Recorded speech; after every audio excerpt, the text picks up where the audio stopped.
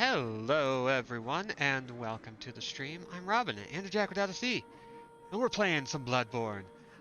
So you might notice that I have a slightly different outfit on. Um, and that is because I was doing a lot more chalice dungeons. You might also notice we're like nearly 20 levels higher than we were. And that actually has nothing to do with the chalice dungeons. So hi everyone. We are beefier, we are witchier, we are bonier than ever before. And it's time to show you how you can be a bony witch too. So, hi everyone. Hi Aleph, hi Kat, hi Judge, and anyone who happens to be lurking, hello. You don't have to say hi, just hi. So, I found a couple of... Hi Crow. Yeah, got the cash in already. I got a couple of nice grinding spots that I thought were really nice. Now, there are 3 things to grind for outside of materials, things that you need from beginning to end. That's echoes, blood vials, and quicksilver bullets.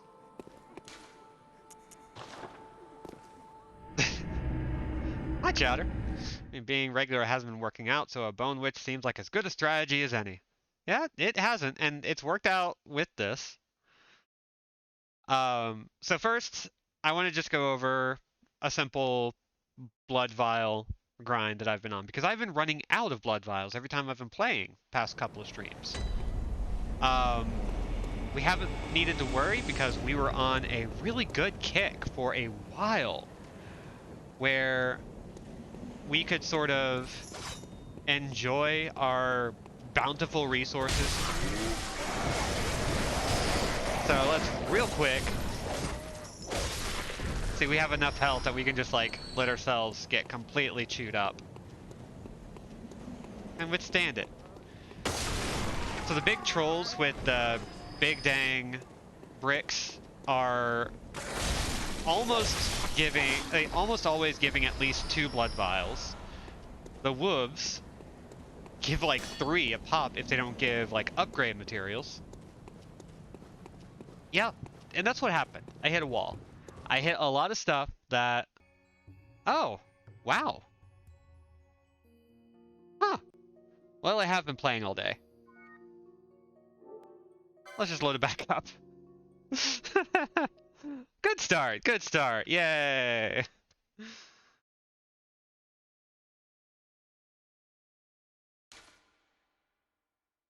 I've been playing for a few hours today. I didn't have time to grind. I've been working and doing a lot of housework and stuff. And also sleeping and watching agdq. Mostly that. It's mostly been that. It's like 95% that. I haven't been working. I haven't been doing housework. It's just been agdq. I haven't even been sleeping. No. Filling the air. But I've been playing this for the past few hours because I wanted to see if I could figure out some nice simple ways to grind in this game without making it feel like a grind. And one of the ways to do that is to find like really, really short, tight grinds where you don't get everything you want on a single run, but it's quick enough that you can just get everything you need in just a few runs. So this pops us right here where we took care of the wolves, so a very recent save. Don't want to go there. Ooh, yeah, the Mario Kart run. I need to get back on that because I've been trying to look up tips. I want to get faster. Have you hit the secret mechanic where if you kill enemies in the same area over and over again, they stop giving drops and the experience they give drops? I know that's a mechanic in Dark Souls 2. I'm not aware of it happening in other FromSoft games. Is that a thing in Bloodborne? Because I wouldn't be surprised.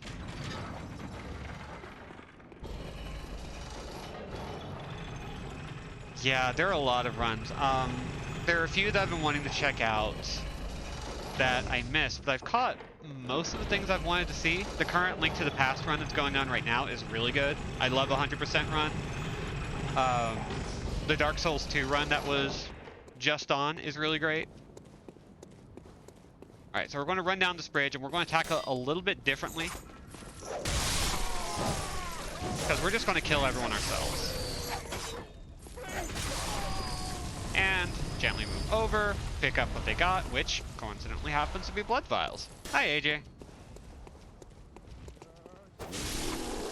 And we kill this guy and this guy. Grab 2 blood vials. He usually doesn't have anything, so we're not going to worry about it.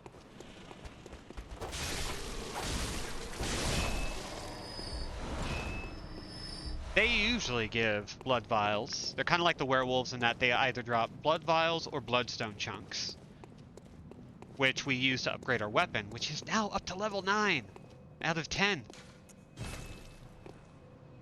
And usually in those runs, we get like somewhere up to 20 blood vials every run, which is pretty great. Now, I mentioned echoes and quicksilver bullets being the other thing to grind. And while we are coming back to the lecture building for real later,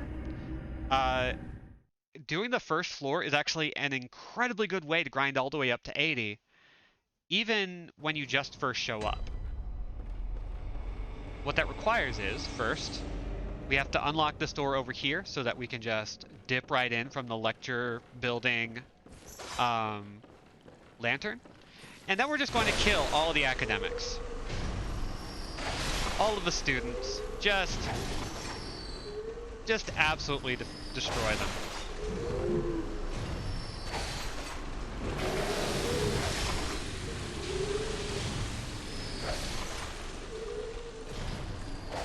Now, they don't really drop anything but quicksilver bullets, which we've had quite a lot of. We've never really run out, but now we're never going to run out unless we just we can't.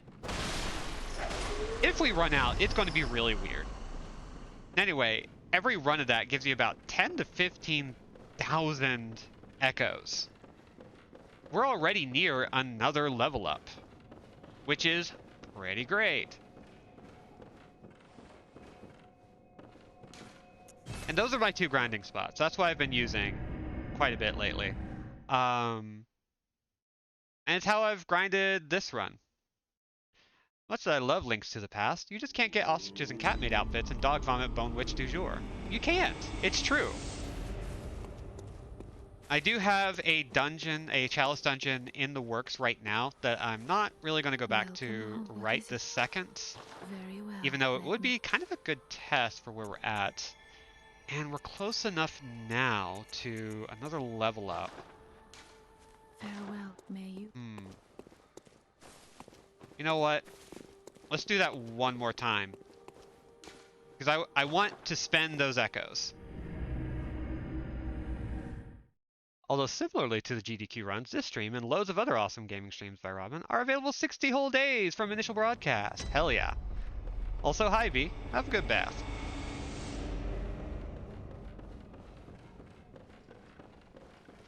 We're going to do this once again because I just want those extra echoes. I've been largely dumping into Vitality, getting near the second soft cap. I've talked about soft caps before, but now I actually know the numbers, and I guess I can talk a little bit more about like how they actually work and how they relate to you, the fellow gamer who is interested in Bloodborne, but gets caught up in the details a little too much.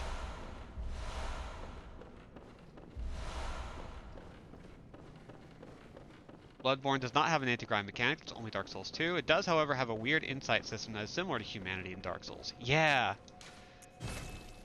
The insight system is really fascinating in this game.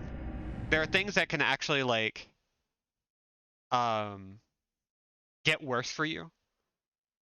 The higher your insight goes. Certain types of attacks become weaker at lower insight. I think Beasthood, specifically, it gets a little bit weaker. It gets a lot stronger as you power yourself up, or as you remove insight from yourself for whatever reason. Well, what is it? Very well. Okay, so let's talk about stats real quick. Let me... So, we have 6 stats that we can pump into. Vitality, Endurance, Strength, Skill, Blunt Tinge, and Arcane. Vitality, of course, is health. In fact, let's go ahead and just turn on all this. Endurance covers stamina and resistances, although resistances you're mostly going to be using gear and runes for. Stamina lets you do more attacks without getting tired. Strength and skill are both basically 2 different stats governing damage. The higher it is, the better weapons can scale. And the more damage you do with those specific kinds of attacks. The higher of the 2 attacks that a weapon with stat requirements, which I'll get into in a second, the more that the weapon relies on that specific stat. You also have Blood Tinge, which is all about your bullets. But it also means that any weapon that requires or uses bullets will probably need more points in Blood Tinge. That's why we have a 12 right now for another weapon I've been trying out. Now we have Arcane, which, again, is another stat that's kind of like... I don't know if it's more comparable to Faith or magical builds in other Souls-likes, but it's... Blood Tinge and Arcane are a bit like Strength and Skill in that there are a lot of things that rely on one or the other or a mixture of both, but you're most likely going to invest in just one. And so you have caps. Nearly every stat, except for Endurance, stops giving you as much at 50 points, with other stats also having an earlier point around 30 where things drop off. As a for instance, Vitality usually gives you about, I want to say, 25 points of health for every time you level up until 30 points. At 30 points, you go down to about like 20, somewhere in the range of 18 to 21. And then once you hit 50, that number drops down to anywhere from 5 to 10 every point you invest. So level 1, you get 20 health points, 25, or possibly higher. And at 50, you're only gaining about 5 to 10 health points. So after a certain point, you need to start relying on equipment instead of on raw stats, which is why I haven't been bumping skill quite as much, although now that we've got 40... Farewell, may you find... Yeah, strength, dex, con, int, whiz, charisma. They're very similar stats. So with all that shown off, we're kind of working our way to 50 for a lot of stats. The one difference is endurance, which drops off at 40 and only has that cap. Let's see. Now, there's not a hell of a lot that we need to do from this point forward. We have some hunters to kill, which I would prefer having a buddy with that. And I think we can pick up an old hunter while we're out.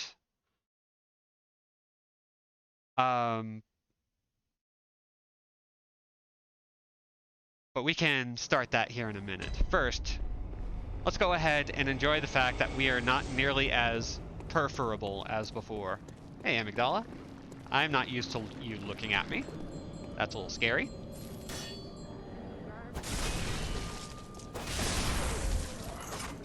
And then we need to...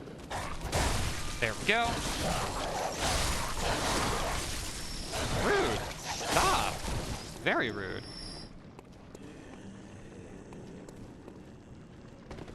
If this drip isn't max charisma, then the libidinous desires of this world truly are inscrutable.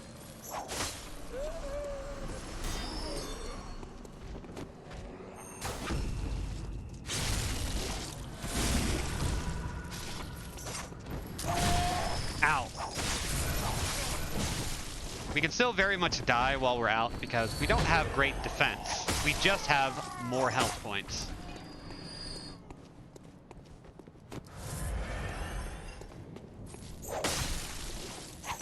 And until we start paying attention and learning how to dodge, it's not going to help much. So now we are back at the top of the Hypogean jail. We're not going to go down that way yet, But if we do kill those guys, we get some free stuff. I love free stuff. I absolutely adore it. So first, I'm going to rush past this terrifying beast.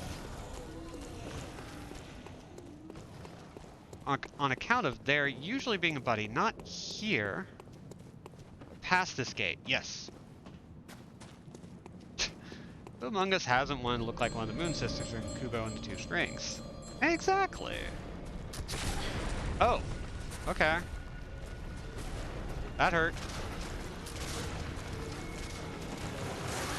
So we are just hauling ass for a second. Because we're about to get a buddy that's going to help us deal with all of these guys.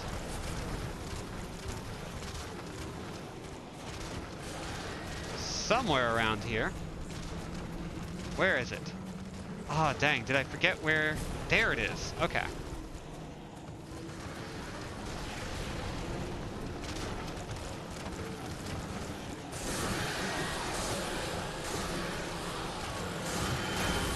There we go. This guy's going to get summoned in and just be like, what the hell did you do?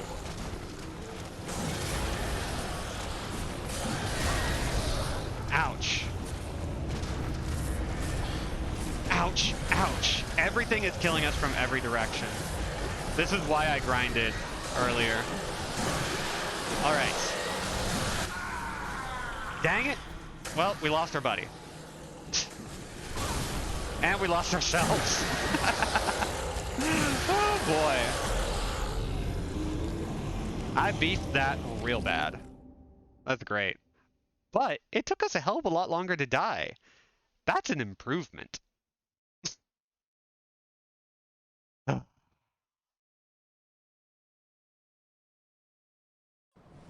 I need to actually sit and watch Kubo and the Two Strings, because everything aesthetically about it is so fascinating. Then again, I have to watch Wendell and Wild. I got so many movies. I gotta watch the new Pinocchio. You know, the Del Toro one.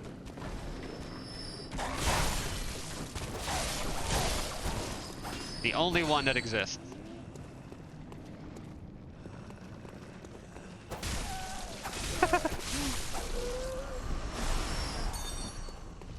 Alright, so these guys are all staggered. Yeah, I hear so many good things about Wendell and Wild. I need to get on that tip.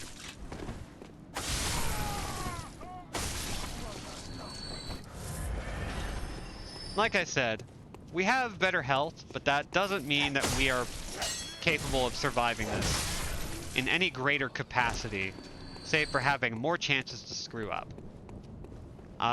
Sometimes that's what you need. Sometimes you need the freedom to completely beef it.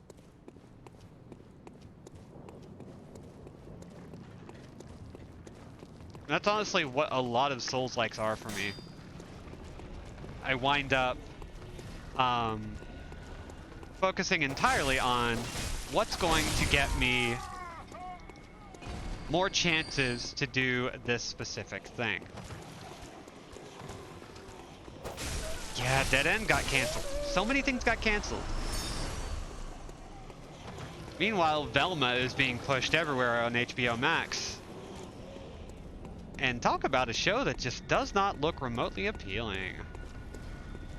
A show that seems to hate itself more than it cares to draw you in.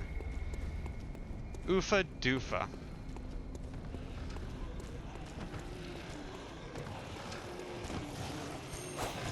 Oops. Wow.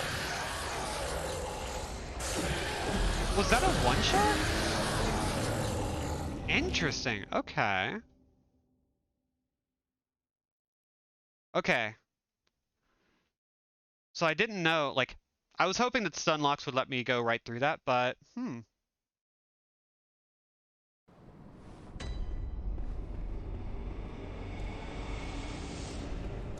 But I guess being in front of it really is the worst thing you can do.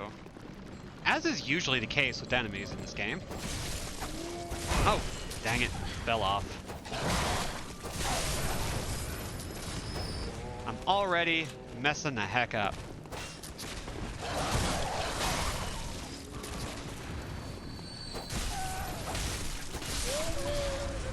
Very rude. Okay, you know what? Bye. Let's just take this opportunity to leave.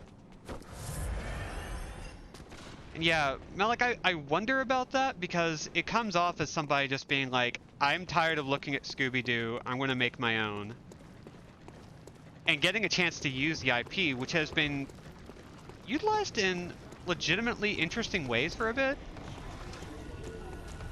The last really big one for me being Mystery Incorporated, which to this day rules to me.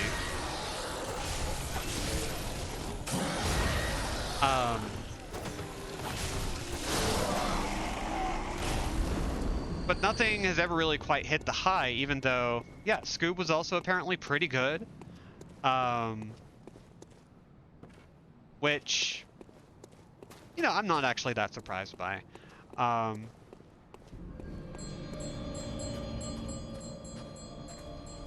Where is that specific jerk? Oh god, they're all alerted to my position. Very rude. Okay, I think the safest way is to go this way. We can make our way across. Boop, boop. No, there. Then we can deal with a whoop. A creature that is very prone to stun locking.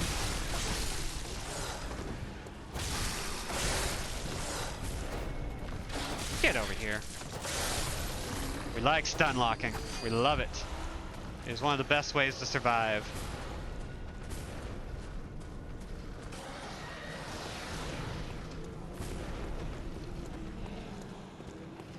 Yeah, Buffy the Vampire Slayer adjacent kind of sounds right when it comes into New Velma. Very quippy, very trying to be self-aware, but in doing so kind of comes off as insincere. Like, that's the thing about a lot of that kind of content, where if you show too much genuine interest in a thing, you're the enemy. Which kind of blows. It's not a great feeling.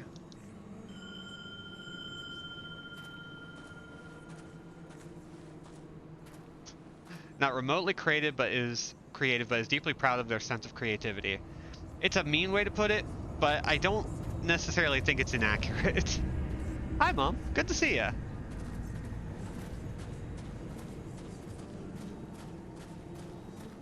So, let's see. I want to go after those hunters in the main area. Can I mod?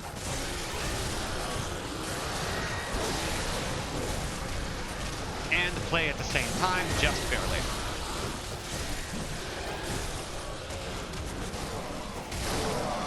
But I've done it without taking a hit, so that's something. Ow! Oh, that's you. Okay. God. These guys are so nasty with their little blood spikes that they shoot out of themselves. Very nasty. Spitting blood, turns out, is very effective. At what? It doesn't matter. What matters is it's effective.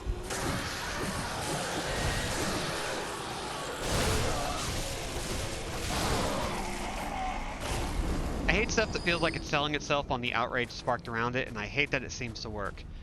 Yeah, I'm gonna be honest. There are games that I'll play knowing that I'm going to hate them. There's no movie or TV show that I will watch if I know I will hate it. Case in point, I've been playing Jak and Daxter: The Precursor Legacy recently, which is a great game, save for the fact that it has aged very poorly, and I am so frustrated with it. But I'm still playing it because I kind of hate myself a little. But actually sitting down with a passive activity like a TV show or a movie, I don't know why people do that. like, if I'm not engaged physically in some way, what's the point?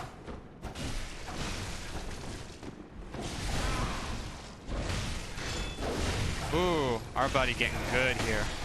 But now everybody is here, and we're going to lose our friends if we are not a little bit more proactive here. And that's what we're going to do, is get proactive. Stop trying to stab me. I know that's like your goal here.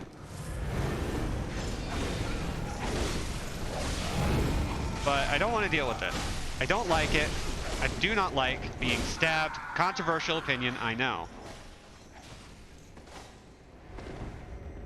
Antal has died, which is mostly fine.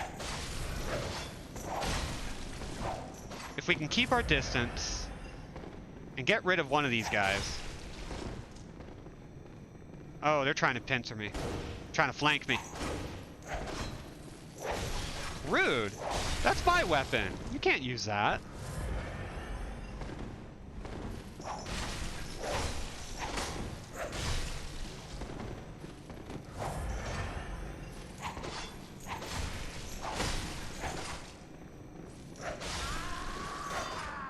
Okay. That's 2 of 3 down.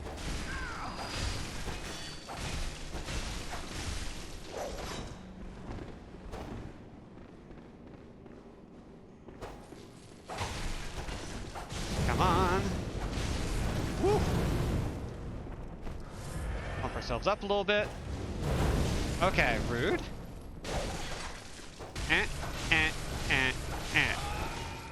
Okay, and that's those hunters down. Madman's knowledge. What else do we get? Claw mark. Ooh, that must be a beast hood thing. And quicksilver bullets.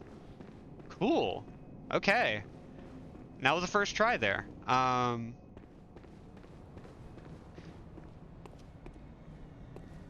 we've got a good amount of resources now. Only problem is we don't have a... You know what might be better? Instead of running the risk of killing ourselves twice, we can run the risk of killing ourselves once. And we can move on to the boss area. Let's catch up with the chat.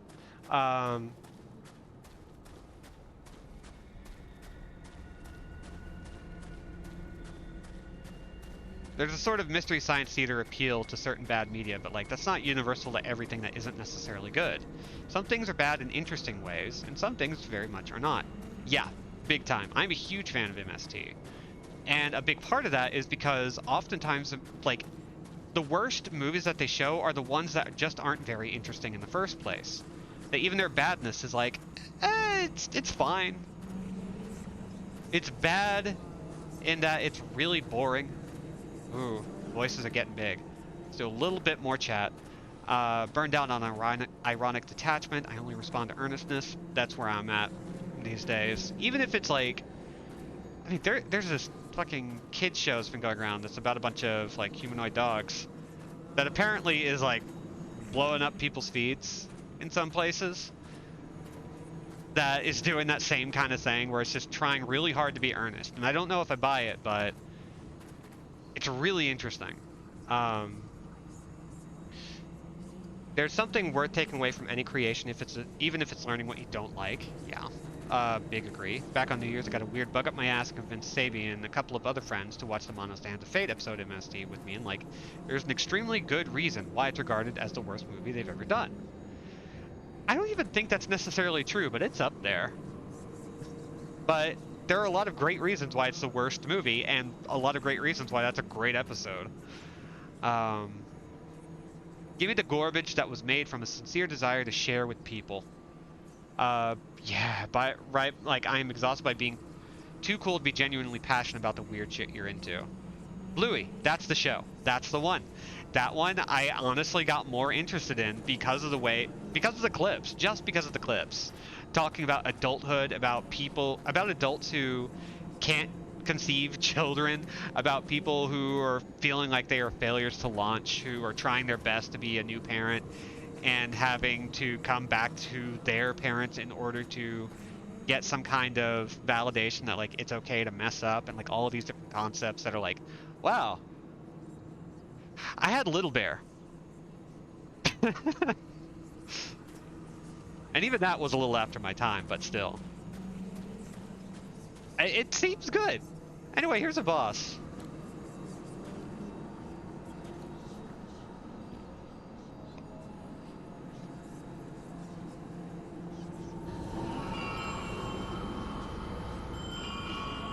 Oh, more ringing bell ladies.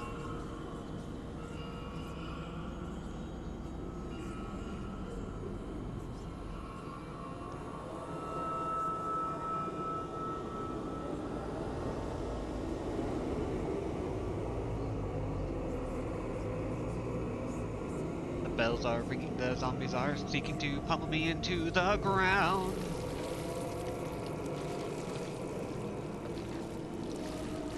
Oh, here we go. This freakish blob.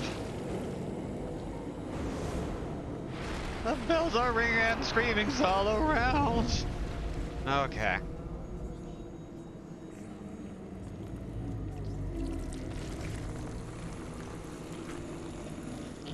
God. This game is so goopy. I love a good goopy game.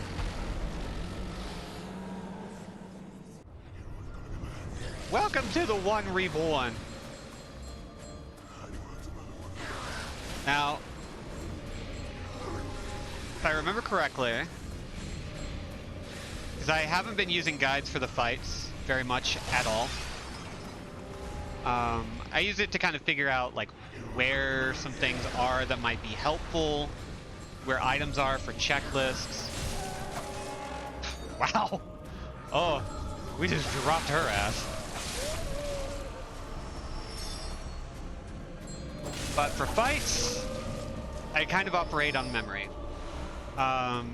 Largely because fights are the thing that draw me to the experience more than anything else, and I love figuring this out largely on my own. And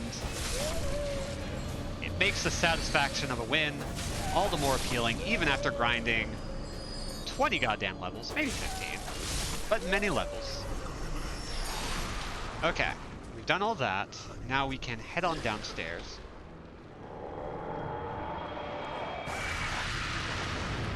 Hey, bud. Oh, that's an attack, isn't it? Oh, great. More ladies are up. I should probably... Yeah, here we go.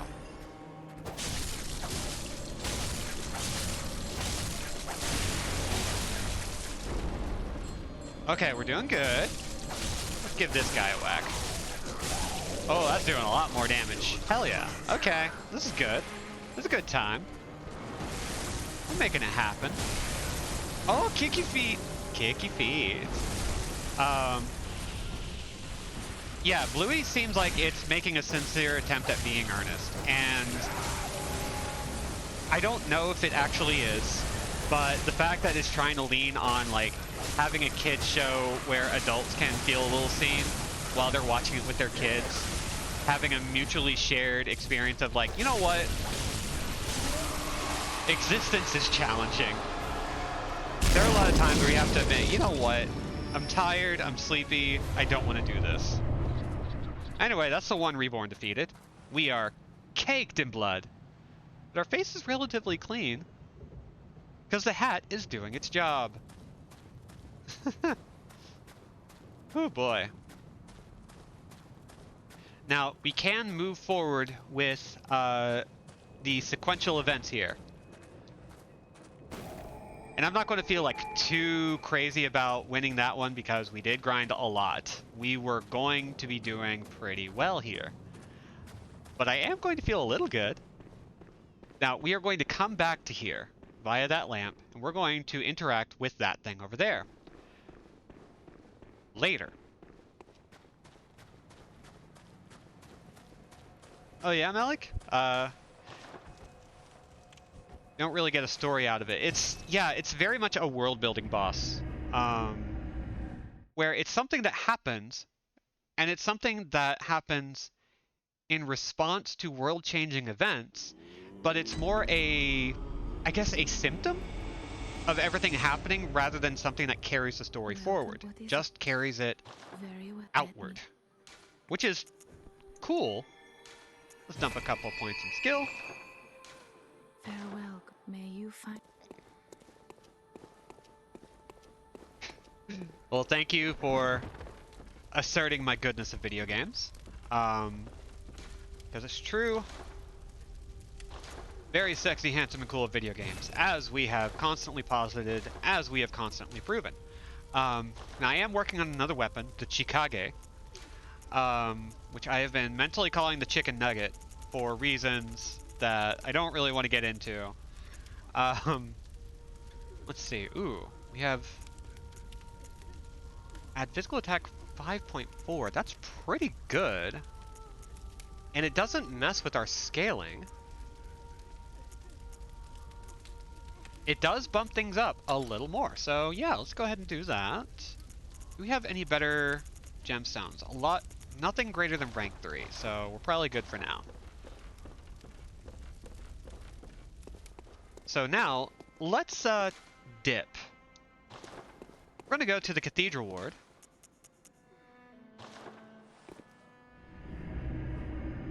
That's a nice game, but why is the boss called the One?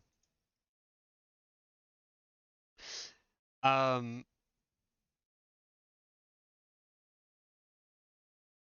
don't...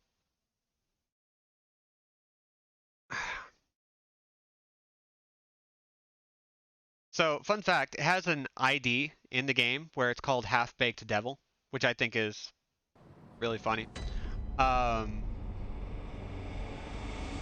And apparently, the One Reborn is not the One, it is an individual reborn in a horrifying state. Involving the Mensis ritual.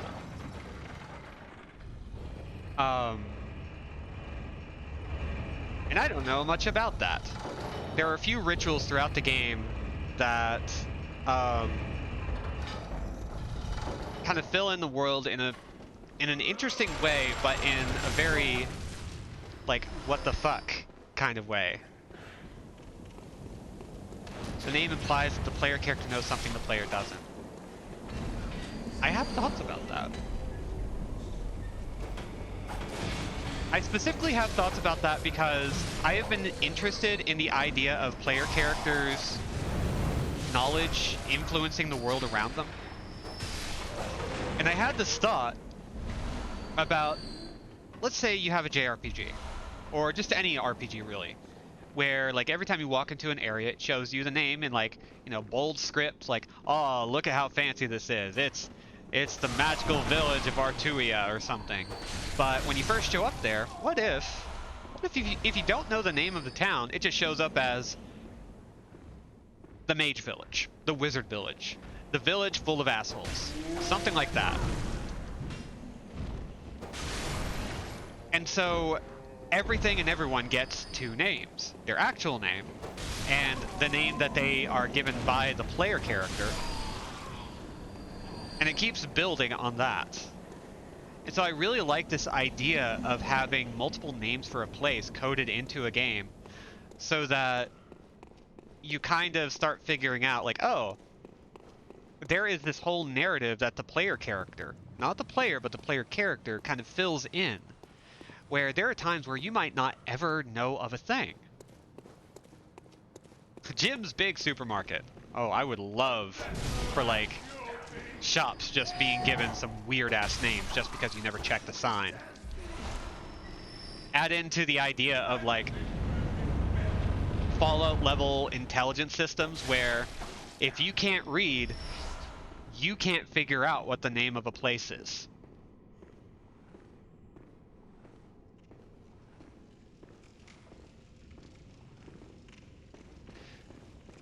So, okay, we've made it to the top of here. And now, with the upper cathedral key, we can open it right up. And now we have access to an area I don't think I've ever actually gone into. I think I might have, but if I have, it's been a very long time. Ooh, slug babies.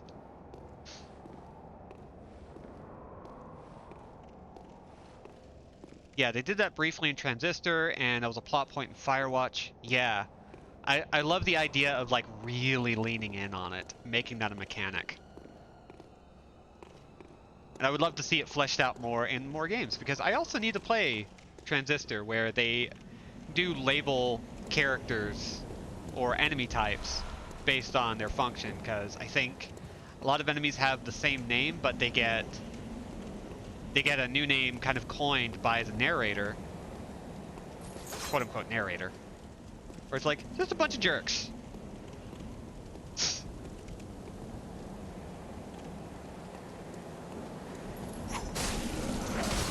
Oh, these guys are a little hardier than before. These continue to be pretty nasty folks. Ooh, you know what? We don't need crowd control. We need straight up damage. Okay, that's one down. I'm kind of, you know, I'm playing too recklessly. I need to actually pay attention to good dodges. Let's see. Oh, more nasties. If I'm not mistaken, these little enemies are technically kind of important.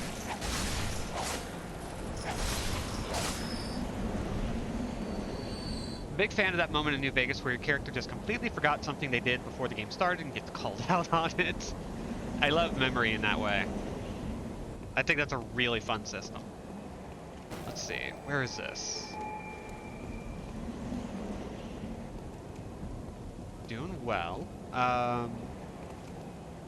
Yeah. Catching up on chat.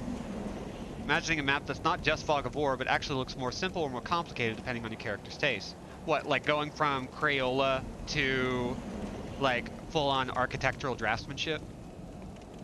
'Cause that's kind of funny. Most of the enemies in Transistor are computer programs, if I recall. He's just running a little script to spoof their metadata. Ooh. I'm smart enough to understand what that means. Oh, I have done this! I recognize the spot now. The architectural linchpin for me is this cage right here. I've actually done this. Oh, cool. Okay. I love those little moments where you don't know if you remember a thing until you see something that just makes everything flood back. I hate this area. It's gonna be fun. Thinking of a One Piece game where you switch with Zolo and suddenly your minimap is unreadable. That apparently is the case in One Piece Odyssey. Like, no joke, I think that's actually a mechanic they finally made for that game. Which is hilarious to me. I love little elements like that. I love when mechanics influence the narrative and character interactions. Like, that shit rules.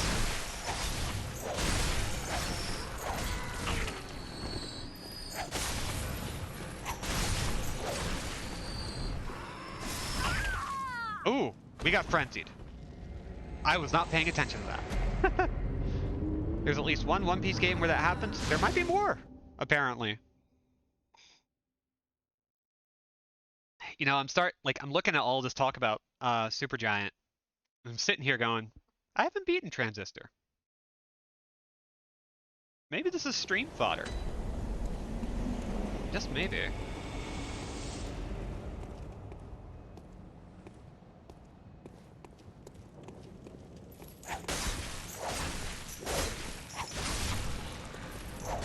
So it looks like these guys can cast Frenzy on us.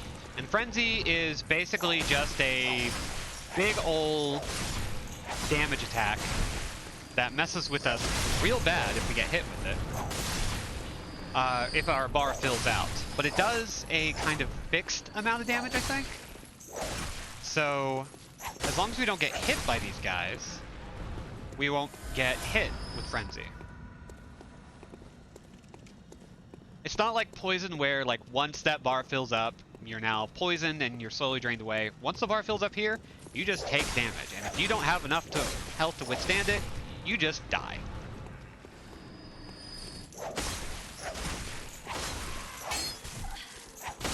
Yep, that is exactly what is happening. So we are going to max out our frenzy, which takes up most of our health. Not all of it. We have most of our vitality.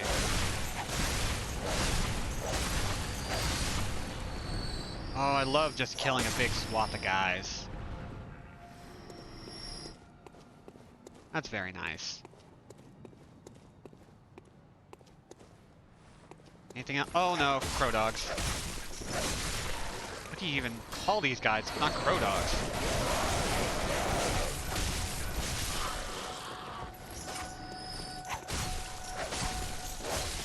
Problem 1/2, we're playing as Ryoga, completely fucks up your fast travel system.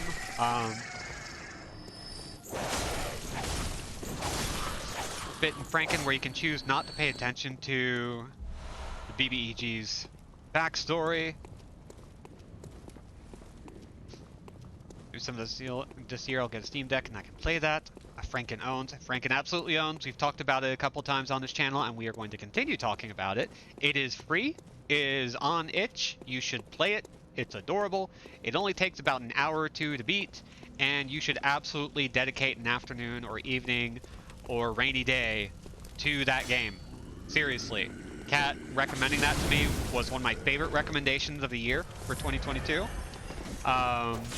I've been recommended a lot of things, but I think that one just kind of wins for its simplicity and the fact that it just hit right. There are a bunch of other recommendations I have yet to take up, so it could always change, but that one was a really good. That one was a really good one. Oh, I hate these guys. Whoop, no, you are not grabbing us. Hey, we got a choir set. I'm gonna mark that off my checklist. There is a rune that we can get from here that I don't think I got. Nope, we got it. Cool. Let's see. Should have been on everyone's Game of the Year charts, and I sincerely believe that. Yup. I do get pretty frenzied when I have to whip a dozen giant sluggos at once. I love that Zolo initially seemed like he's visiting from a much more serious anime, but then you realize he can't run in a straight line. He tries to do surgery on himself with staples. Oh, I don't like those footstep sounds. And his first plan for feet stuck in giant cake, was, okay, I'm gonna cut off my feet. God. The greatest thing about One Piece, and I mean this sincerely, is that the main characters are so freaking dumb that the idea that they would be malicious is patently ridiculous. There's just something about, like, Zolo and Luffy. Oh gosh. Hello, buddy. Okay, we need to back up. We need to switch away from the whip. No. Okay, here we go. We are still using the whip. Come on. Dang it. Yeah. Zoro, however you want to phrase it. I like Roronoa Zoro. I think that has a really good mouthfeel for words.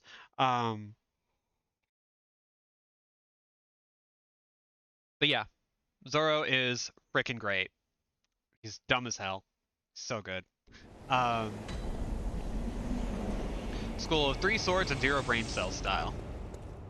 Usopp is my favorite boy, my best boy forever, but I love the whole crew so much. It's a really good crew. Like, there are of course problems with One Piece in general, and like, I'm not really going to get into it, just like that usual, Twitter apologia of like, I know that this thing isn't perfect, I know that there are criticisms, etc., because I have anxiety and social media at the same time. But oh my god, the fundamental aspects of One Piece are just so damn good. I love that Usopp is a big frickin' liar with a heart of gold.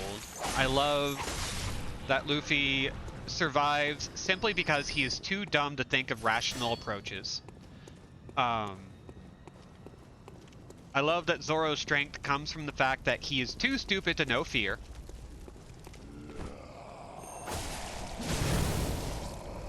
Sanji's there. I love Sanji, but I also occasionally get tired of, like... He's one of my favorite, like... I guess womanizer tropes? Not really a womanizer, just like that kind of overly flirtatious jerk who won't leave women alone. He's one of my favorite interpretations because he's very much a put up or shut up type.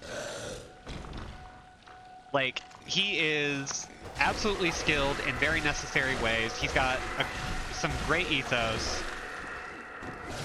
some legitimately decent pathos.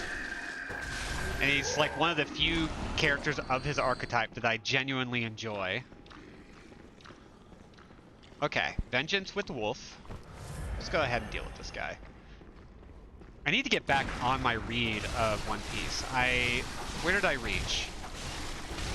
I am still in the Skypiea arc, which is a lot of fun, but also very all over the place, and I think probably the weakest arc I've read so far, only because it's very much like, this is Eiichiro Oda having to operate on a schedule and doing his best and doing a great job besides, but nevertheless very much feels like it is operating under some pretty severe constraints. It's harder to read, it's a little bit messier, but it's still a lot of fun. 750th chapters down. Damn. There's like, how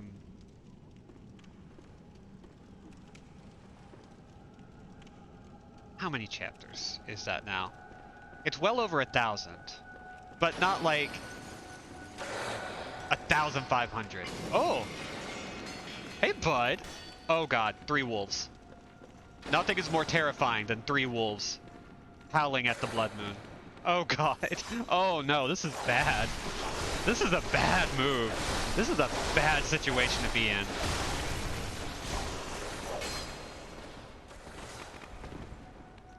Okay. That's 1. That's 2. There we go. Okay, that was fine. We only had to use 1 or 2 blood vials, so that was good. That was okay. Yeah, I think I'm in the last bit of the Skypiea arc. Like, we're about to hit the big bad properly. Yeah, these buffers are poorly behaved. Need a little clicker.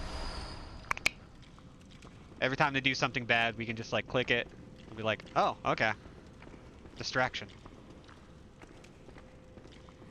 Oh, everything sounds so wet. That's what sounds so wet. Okay. Ooh, there's an item here.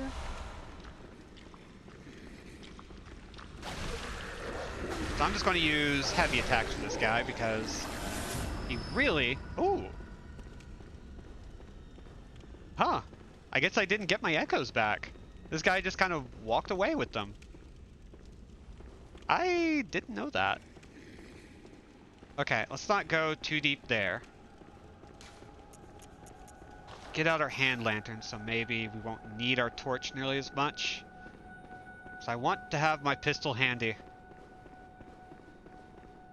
Okay, and we got the Bloodborne outfit cashed in. Let's do it. Boop. Okay. Catching up with Hunter. Hunter. Sorry, I have to I'm starting to learn not to say the X. It doesn't help that I have 3 examples on hand of like when you pronounce it and when you don't.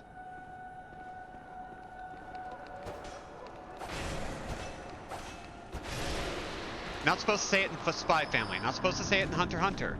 Are supposed to say it in Namco Cross Capcom. Sometimes it's bi, sometimes it's X, sometimes it's nothing.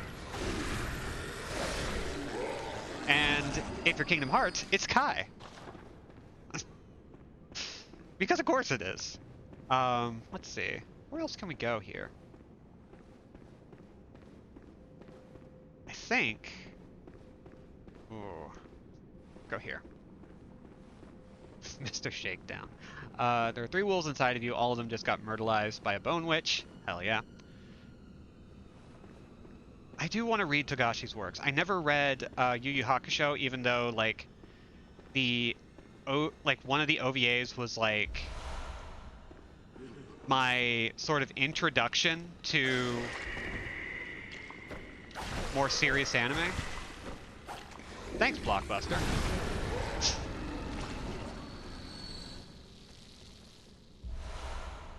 Is this cathedral creepy or wet?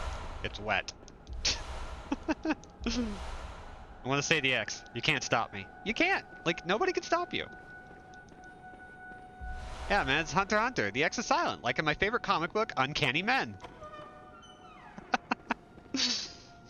I love that joke. This is a really good joke.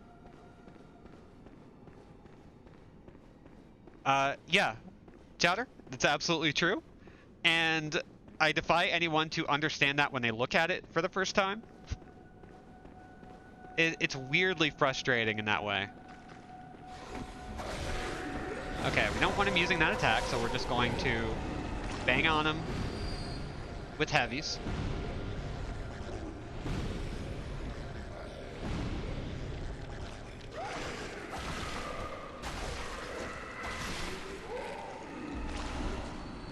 If the X is that big in the logo, I'ma say it. You gotta say it. It's so tempting. It's a piece of candy. All right. Let's open this up. So what you're saying is, his name is actually Kyanort? Ooh.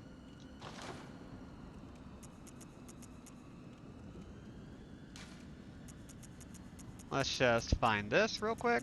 Where is it?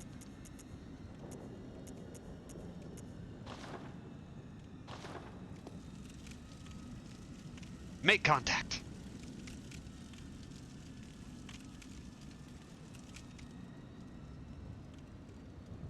Love it. Don't be fooled. You've come to the right place. Let's look around. Is there anyone here? Any items? Any tools to share? No? None at all? God, do I remember this like being a thing that we can actually make use of? I don't think there is.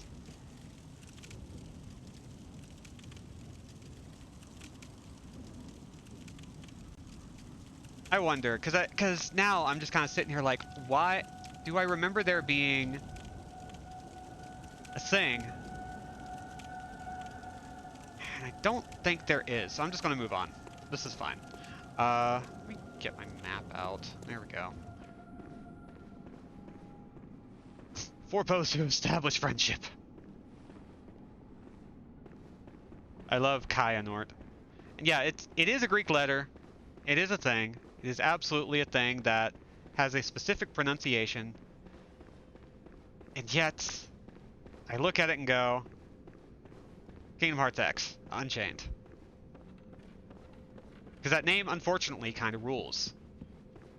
Kingdom Hearts Kai Unchained, kind of? It doesn't have the same mouthfeel. It doesn't feel as extreme. And I love me some good late 90s, early 2000s extreme, you know? Ooh, more ritual blood. Level 5. And now we have the orphanage key. Or we've had the orphanage key. Which means we can now go here, to the orphanage. Where obviously things are going to go great. So we're done with the upper cathedral ward, and we can open this up to create a shortcut.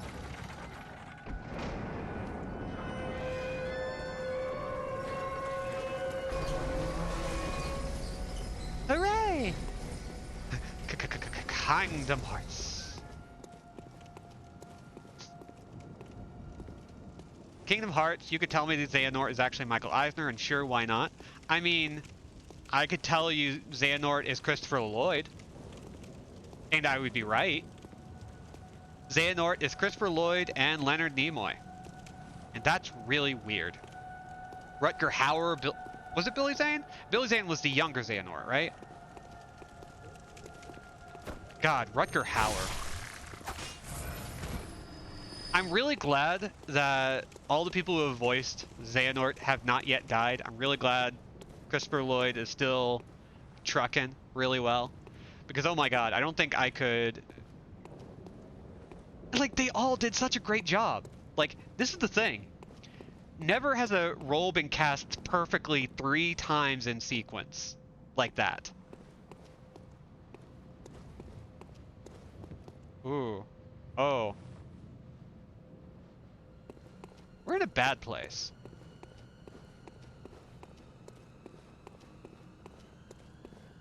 We're in a very bad place. What can we do here? Nothing good. We're obviously not going to be... Oh yeah! Class action lawsuit against DeviantArt, Midjourney, and I think the stable diffusion AI. That's starting to happen. Oh, we're at a boss.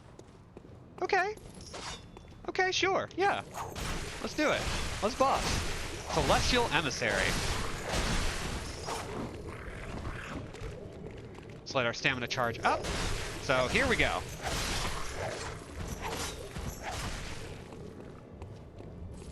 It's fine. Don't worry about it. Now, I'm assuming if this is like other Souls-likes, that there is a guy.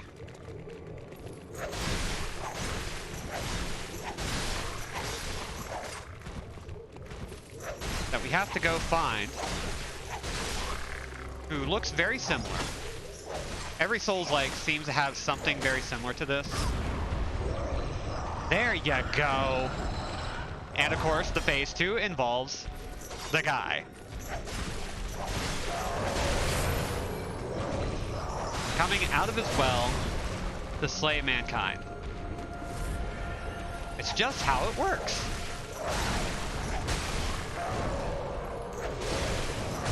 Doesn't seem like he's too bad. We just need to be able to survive the hits and we're good. Oh, I don't like that you're doing that. I don't like it. I don't like it. What are you doing? Stop that right now. Okay. Jesus. Not okay with that. I would never be okay with that.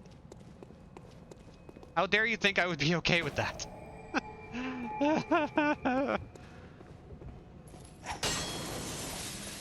Oh, neat. I didn't think that could work. And it does. Oh, I love that. I love just like hitting stuff and it breaks. You know how hard it is to design a game where if you hit stuff, it breaks? On purpose. There are plenty of games where if you hit stuff and it breaks. But not a lot of games where that's the point. Okay, what else is in here? Any other goodies? No? Yes? No. We're done here. We just got the lantern. We've got enough echoes that we can go back and pump ourselves up. Maybe restock on health. Fight goes on for too long and you don't have horde control, they use a lot of magic. I don't doubt that. Some of those are nasty if you let them roam around too long.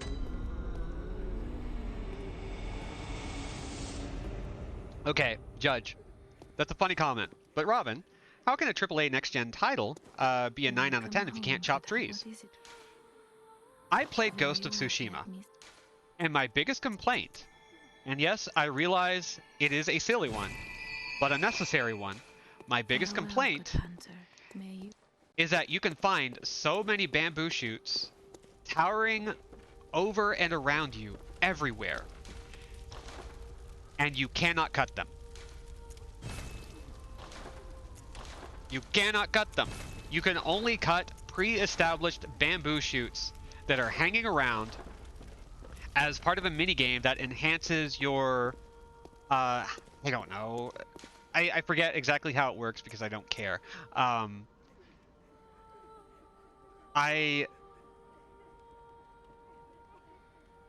Where is it that we need to go? Need to check. Birkenworth? No, that's not it. Would be here, right? Yeah. Lumen Flower Gardens. That's it. Bushido Blade on the PS1 understood that. Yeah. Well, I will say in fairness, there is one little thing that makes sense about it because those bamboo shoots are so tall that they create an actual tree line. So I would actually agree with the notion that it is done so that they don't mess with landmarking in the world. That said, you have a container, you have bamboo shoots. What else do I need to say? Let me cut them. Let me cut them. Ooh, tiny and big. I have a copy of that has gone, as yet, unplayed. Unsurprising to everyone that knows me. Oh no. Nope, nope, nope, nope, nope, nope, nope, no. We are not letting him do that. That is not acceptable.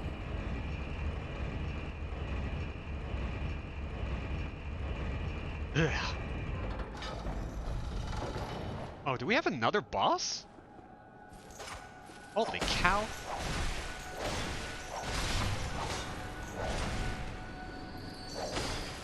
It's a fun and weird little number. Very satisfying to use your later to cut stuff up to solve puzzles. That is really appealing.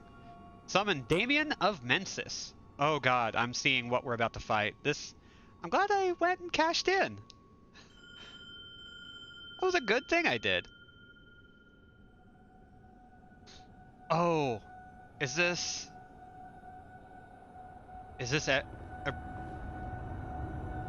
I'm gonna wait until I see the name, but it's an E name. It's like Altar of Despair. Okay.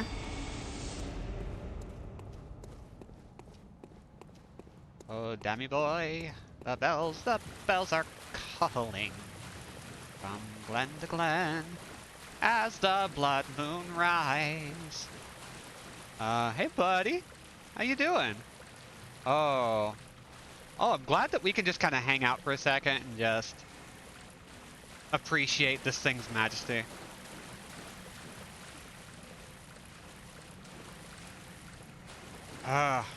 Okay. I guess we gotta do a hit.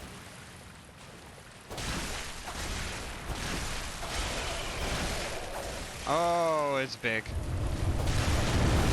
Ebrietis, daughter of the cosmos. There we go. Oh, you are big, nasty. You are pretty. Just a cosmic horror that you can take home to mother.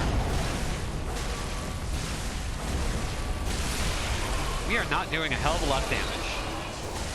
Probably because it's got some weak points that we're not hitting yet. Probably have to pump some damage into it so that we can hit its head.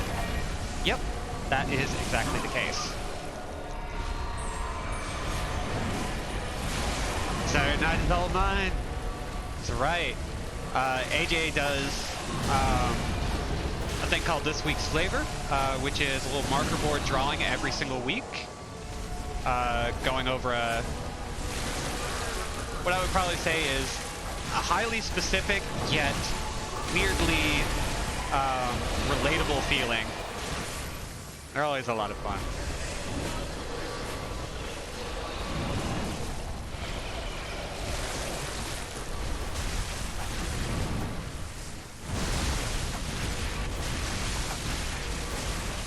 Okay. Fuck us.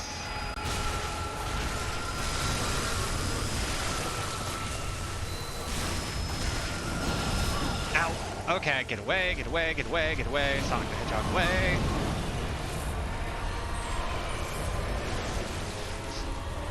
I think it's the best way of phrasing it because they're always like these really cute things that, you know, maybe people won't relate to immediately, but it is such a, sometimes they're just such specific feelings. I'm just like, when it hits right, it's so good. Oh, wow, that is a nasty one. Okay.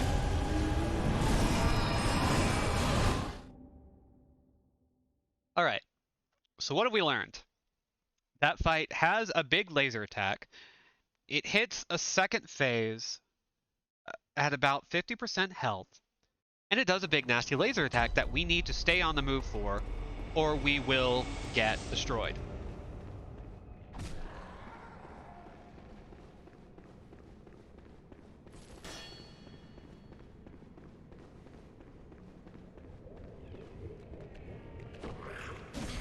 Ow! Dang it! Rude. I tried to do my heavy attack on it. Didn't work. Oh well. One less blood vial.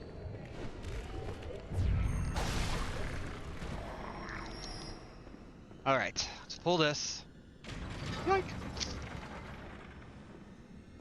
Art style puts it somewhere in the middle of Mobius and Pendleton Ward. Yeah, for tiny and big, right? That's really appealing. It's so good. I talked a little bit about Jak and Daxter, which I'm going to do while I fight this boss, because sometimes I just need to give myself a topic so I can just like let my mouth move without actively engaging my brain. Because I was swearing and cursing up a storm at that game last night because that game isn't very good. And when it first came out, it's a great launch title for the PS2. I think it's legitimately very good. But it has inverted axes, no subtitles, its collision detection is deplorable, and it has a lot of the same level design frustrations that early Crash Bandicoot games had. And it's just... I don't want to say that about Jak and Daxter, because I genuinely enjoyed it when it first came out. And I'm playing it because it was on PlayStation Plus, and I thought, you know, why not? Play that and Jak 2, which is also on there, along with Jak 3 and Jak X. The last of which I have yet to really play in any severe fashion. And I really liked Jak 2, and I can't remember if it is because I genuinely enjoyed it or because I rented it at the same time as Mega Man X7.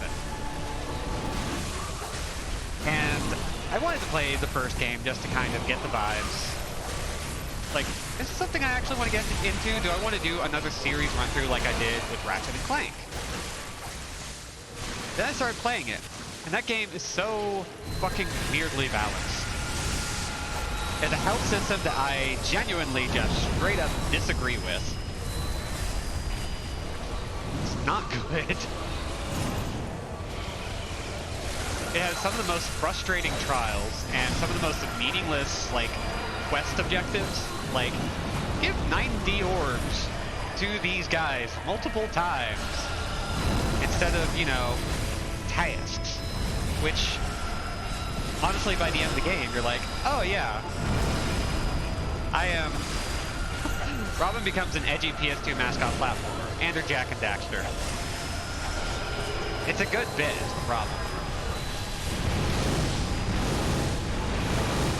Okay, we dodged it. That thing that I needed to watch out for, I watched out for it.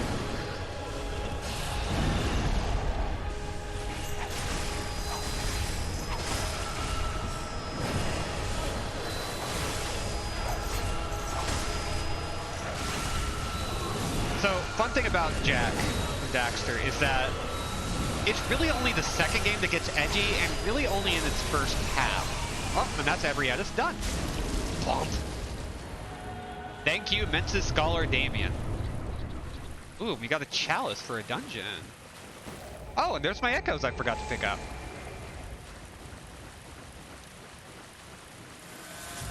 So, y'all remember Castle Canehurst, right?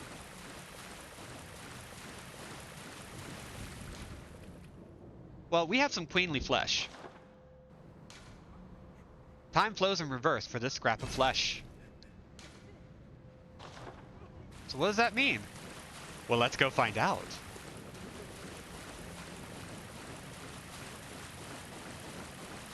So as far as I'm aware, the orphanage is pretty optional.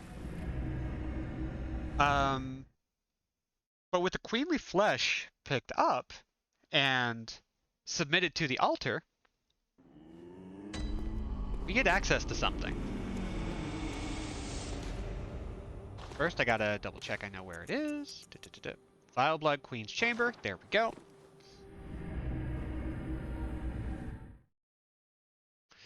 And let's see. Let's see the results of our efforts.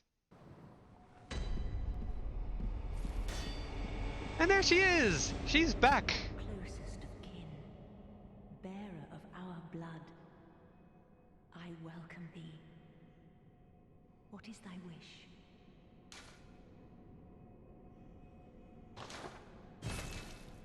We await thy return for the honor of Canehurst. So now we can continue her quest line. She is fully revived. It's as if Alfred did nothing at all, and that his martyrdom was a complete and total waste. That's fun. Alfred is constantly going after the Vile Bloods. Logarius trapped Queen Annalise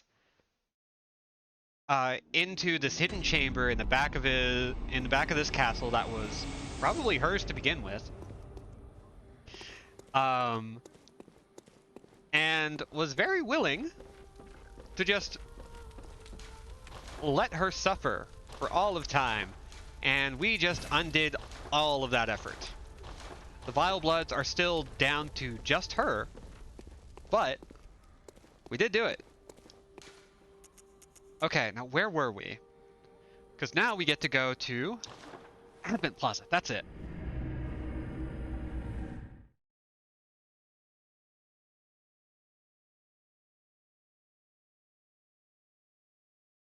Oh, actually, you know what?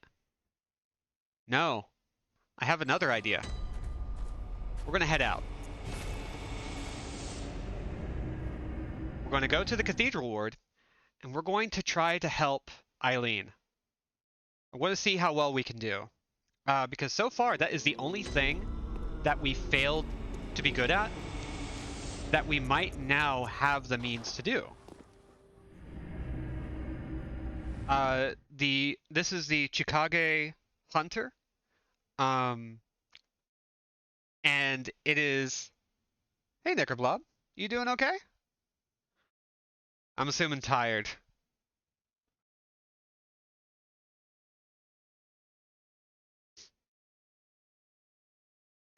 Eileen's still chilling and then watches you walk in like Kenshiro all jacked up to shit. Mae wa mo shinderu.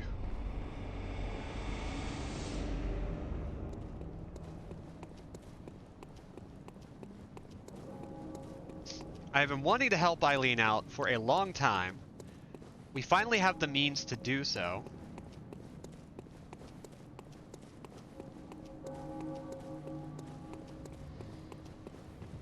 We're gonna rush on through.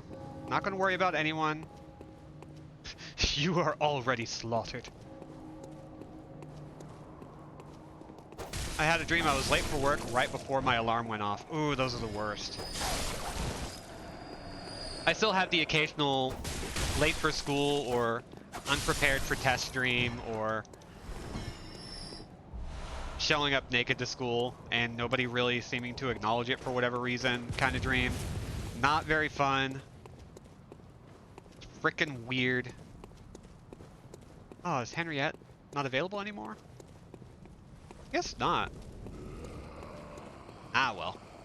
Unless... Ah, well.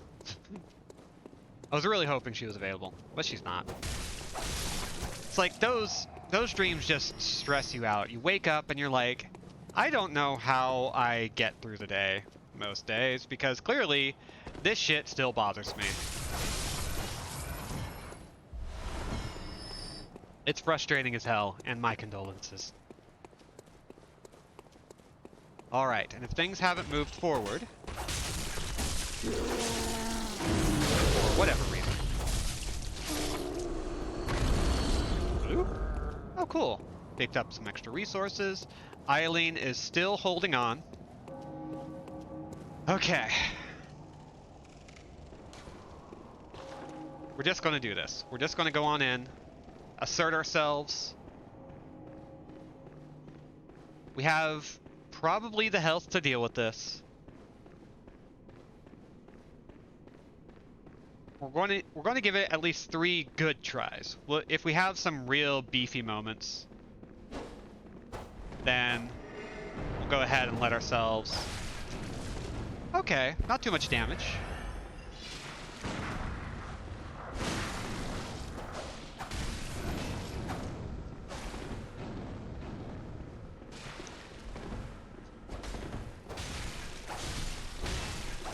Focusing a little bit.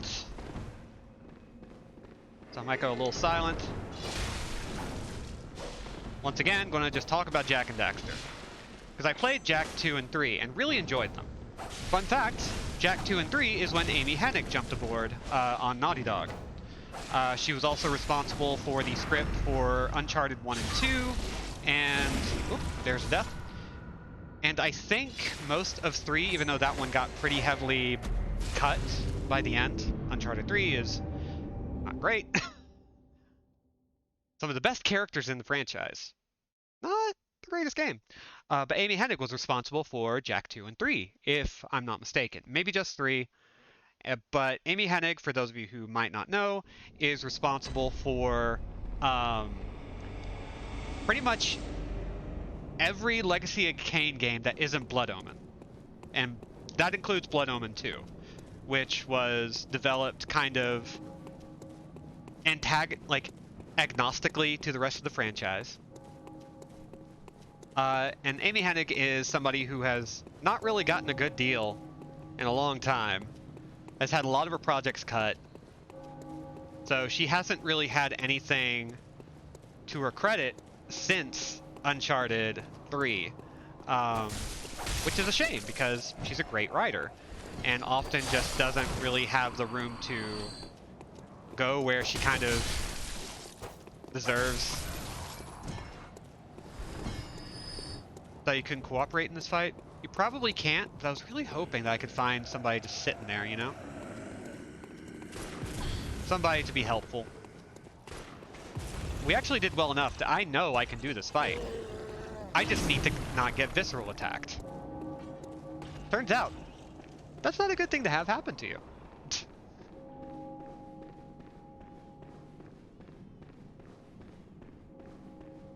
It really is a before, after, and even after when it comes to Hennig and Indy, huh?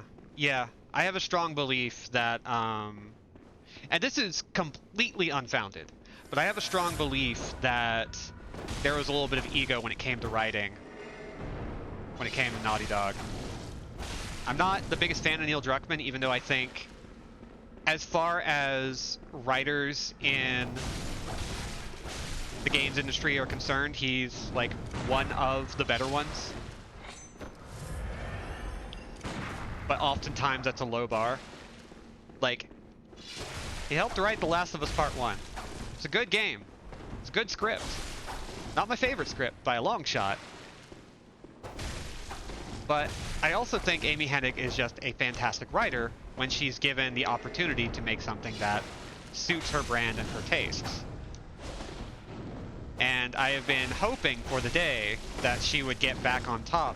And I've been hoping that Crystal Dynamics, now that they are free of Square Enix, that she might come back for Legacy of Kain. Maybe do a reboot. Maybe just, like, get the gang back together and just make a sequel or something. Not that it needs it.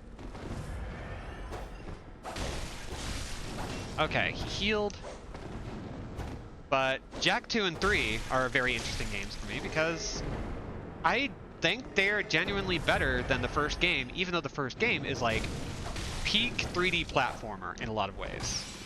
I think it does a lot of things that at the time were just phenomenal, that are now just kind of tired and rote just by virtue of aging. Crap! He got that visceral on us. Okay, it's no longer 3 tries. We can do this. We absolutely can deal with this fight. So we're going to knuckle down and do this. And I kind of appreciate having this topic to go on. It always sucks when an incredibly talented person is more or less chased away from the medium they make better just by working in it. Yeah, and I have a strong belief that, like, she's been dealing with this a lot. Not necessarily because I believe that she herself is flawless and she's just been screwed over by her male peers, even though that's always a possibility. You always have to consider that as a possibility when it comes to these things. But I also think that she is somebody who probably has a lot of this belief that as a writer, she is, in some part, she is a narrative lead. She is a narrative lead, and there is a certain amount of ego that can come with that. Not just with the people writing it, but with the people who are creative directors, people who are like creative leads, who might bristle at that by going like, well, this is my baby. This is my project. And I think you're always going to run into the possibility of egos sort of clashing, a lack of compromise happening, or a lack of compromise being available for one side, but not for the other.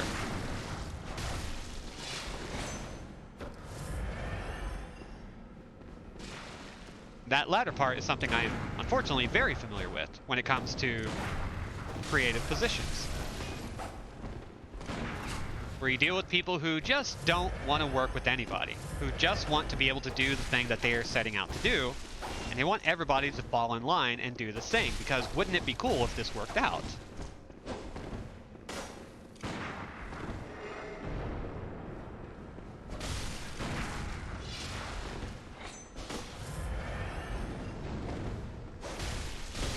And, oh dang, we just got bodied.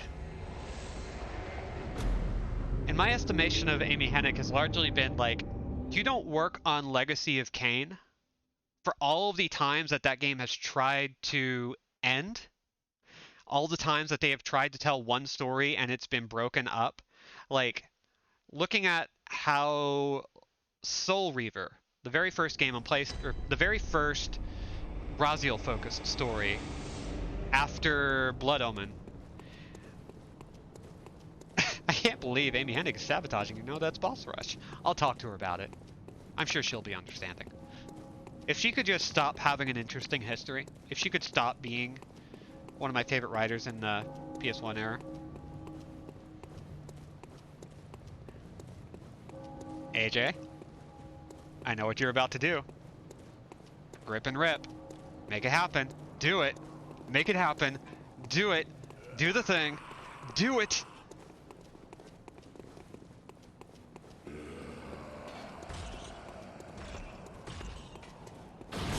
I'm not fighting this fight until you say it. There it is. I hardly know her. Thank you very much.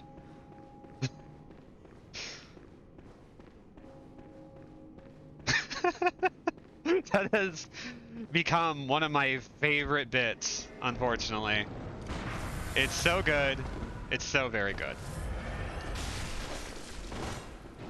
Okay, he has a 3-hit combo. It's pretty nasty. Well, he has 2.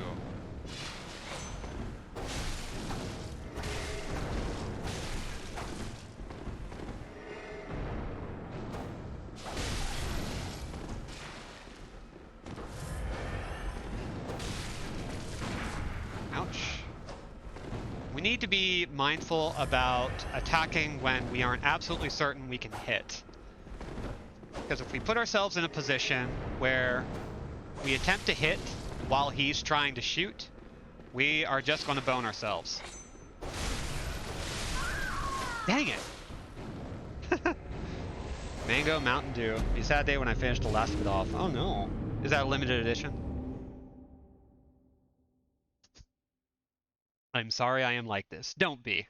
You are the one person that I give full right to make that joke. You have committed to the bit so well. Never apologize for being who you are unless you're a Melee fan. Accurate.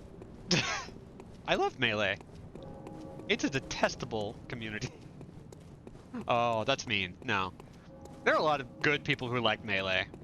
And then there are the people who only like Melee. And those... Yeah, it was only last summer. They had a bunch of limited flavors. I mean, I'm actually kind of glad you are going for it and finishing them off. Like, I know that collector's editions are a thing, but like, it's kind of nice to just like go, like, this is a special thing, and eventually there will be no more, and I'm going to embrace the time I have with it. There's also value in, of course, saving that shit forever, eBaying that shit off, all of that, or just having it as a relic to hold on to, because we do have some of those things. We have the Ocean Bomb Sailor Moon Crystal drinks. I don't think all of them, but a lot of them.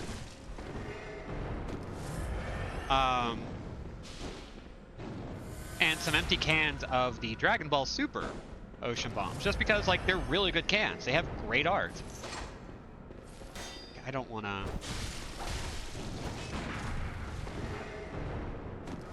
Let's see.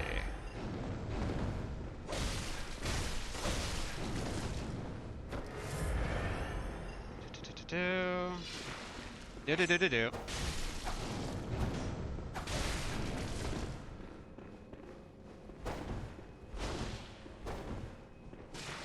What you gonna do? What you gonna do?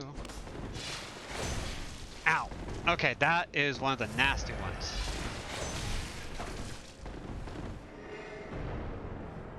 He is capable of healing himself. We just kind of have to outdamage him at times.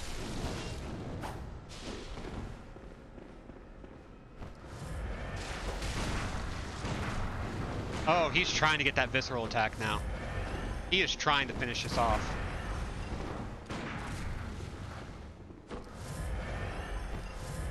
Okay.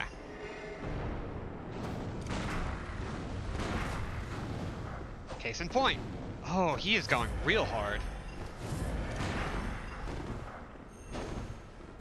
There we go. That's a good collection of hits.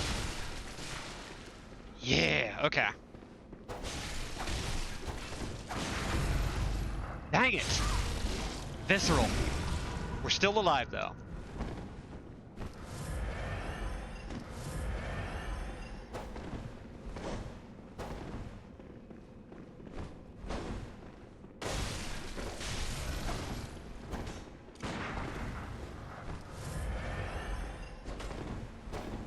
These hunter fights are so interesting since oftentimes there's no audio. Fuck. I think we can survive this. Yeah, we can survive it. Not well, but we can survive it.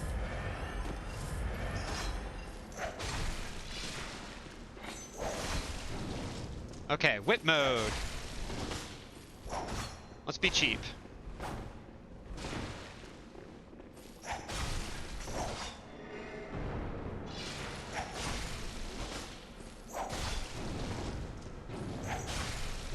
Get away.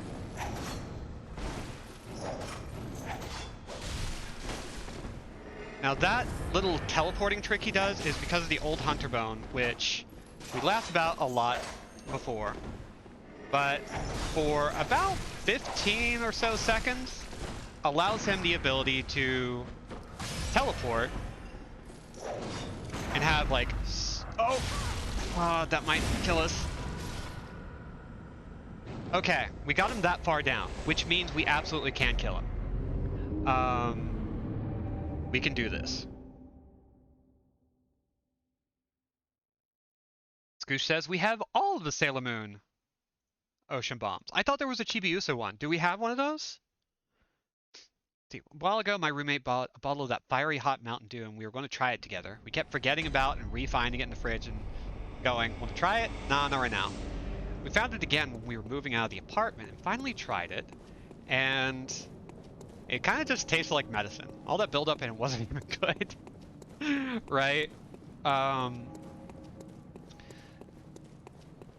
Sometimes those alternate flavors are just kind of weird.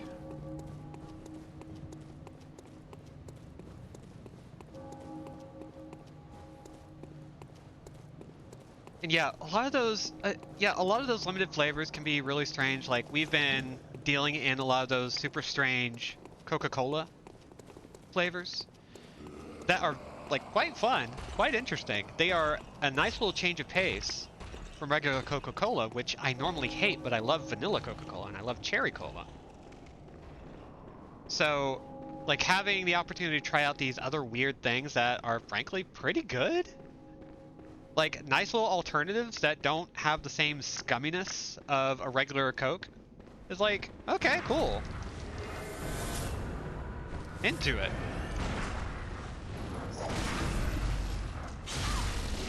Got us with the visceral attack, step 1. Holy cow.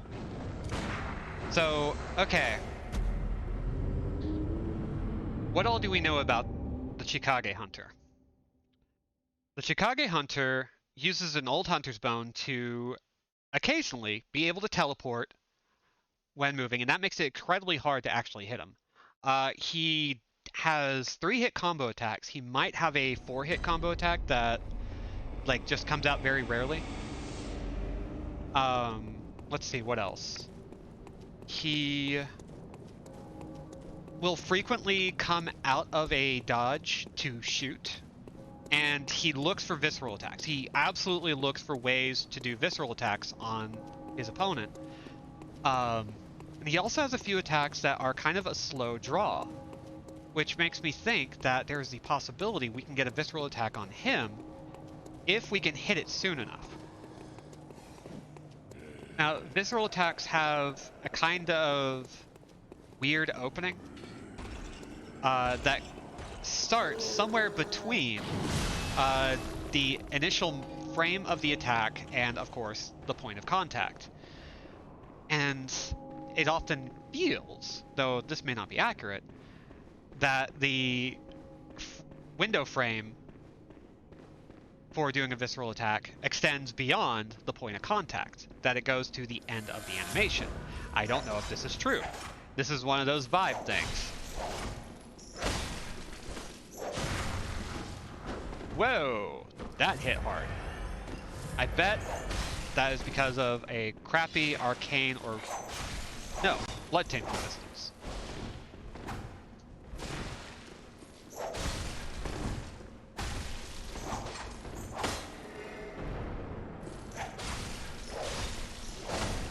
Oh, he doesn't seem to like to dodge before he gets too close.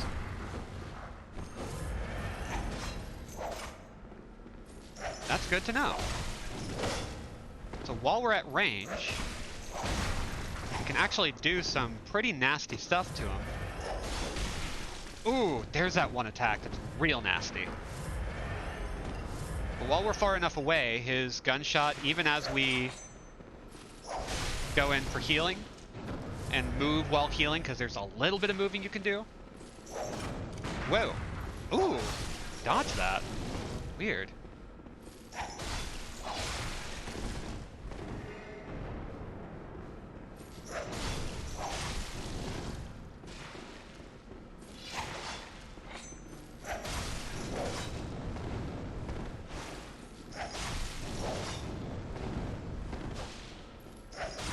He's two-handing his sword,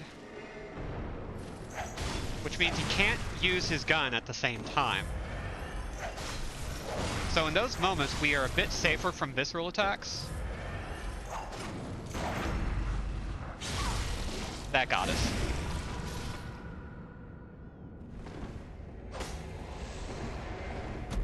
So a part of this fight is going to be down to luck.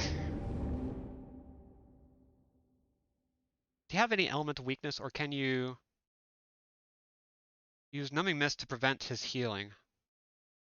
I could use numbing mist in order to make the most use out of it, and I'm going to go ahead and attach it. In order to get the most use out of it, I think we have to kind of get a fix on when he starts healing, how long it lasts. I think it's about 10 to 15 seconds, maybe longer. And we need to do enough damage to him that it becomes effective.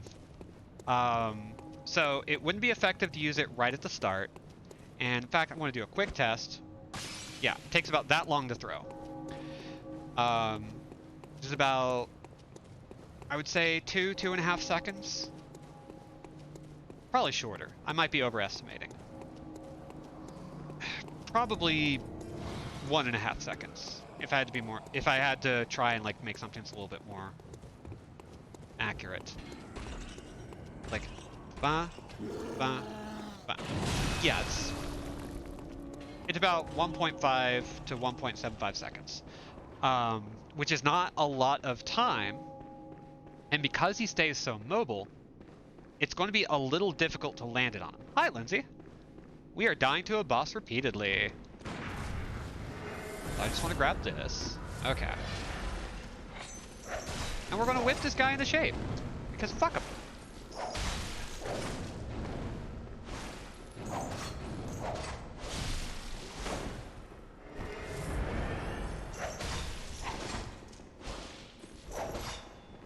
We basically just need to abuse this guy.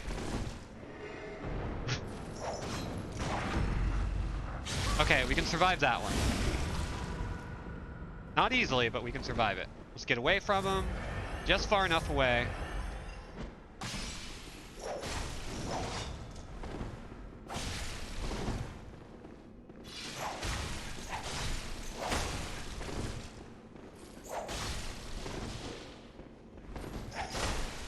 He will also try to use that same thing on us.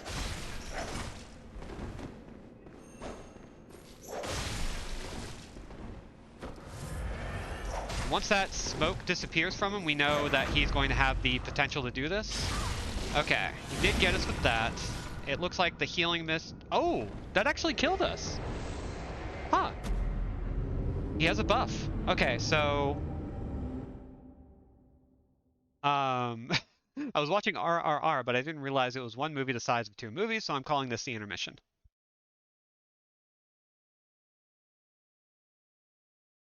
Okay, so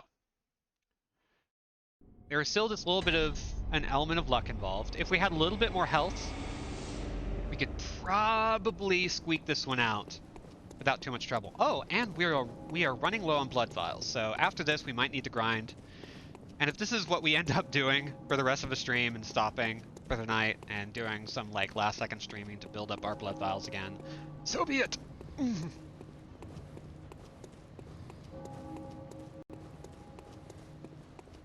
Yeah, I've been meaning to watch RRR as well. I don't know too much about it, but I know there are musical numbers and it's a big action movie, and I haven't actually sincerely watched a true Bollywood film ever. And that's a problem. I need to get cultured, because that is a level of camp and earnestness in theatrics that I need in my life. And camp is almost always, here, a compliment. In this house, we love camp. We love unbridled and overwhelming earnestness in all things.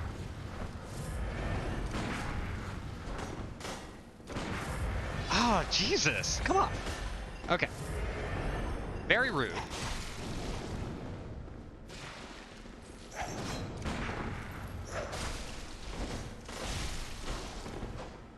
There's that 4-hit combo I was thinking of.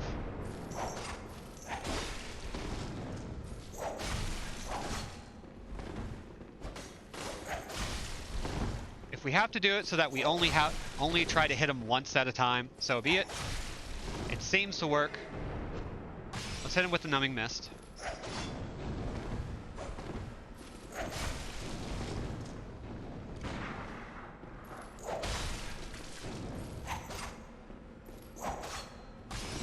You missed me. Yeah!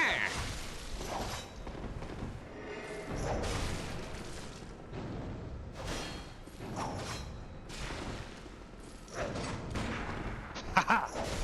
No! I'm a genius! Oh no! Okay, numbing mist is gone, so let's pop him again. No! He healed in between! Son of a bitch! Oh, and he got us with that... Oh, he gets so nastily buff. Favorite part about the movie is the bad CG animals, but incredible performance with regard to actors pretending to interact with non-existent animals.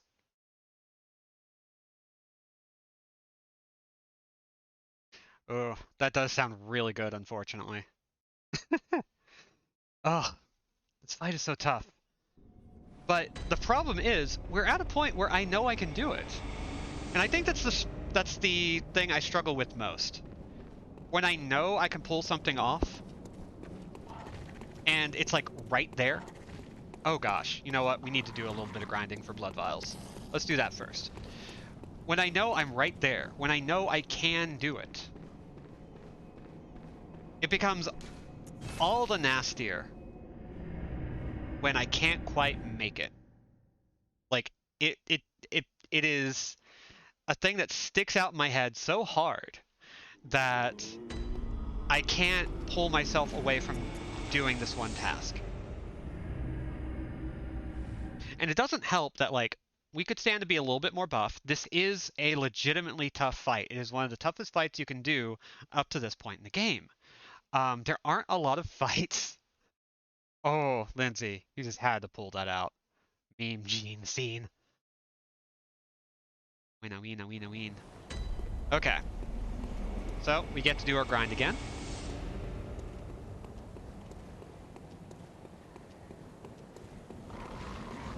Womp. And, whoop. That's fine. Dude, stop. Rude. Come on. Very good at video games. Anyway. Gave different backgrounds in different languages. In English, it's Rise, Roar, Revolt, which is very good.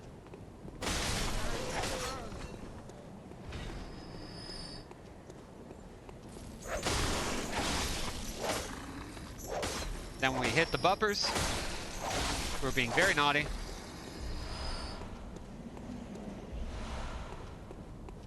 Not backgrounds, phone. Backronyms.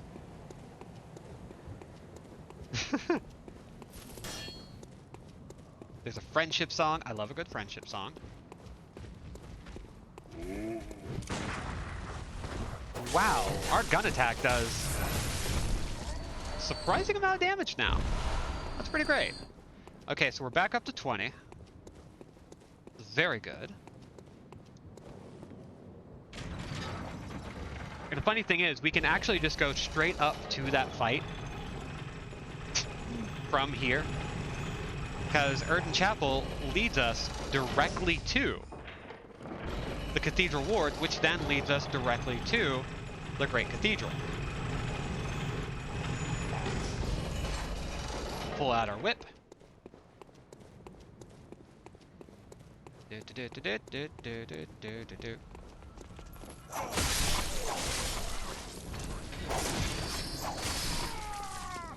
All that done. Several bullets. Just gonna scoot over, because fuck that ball.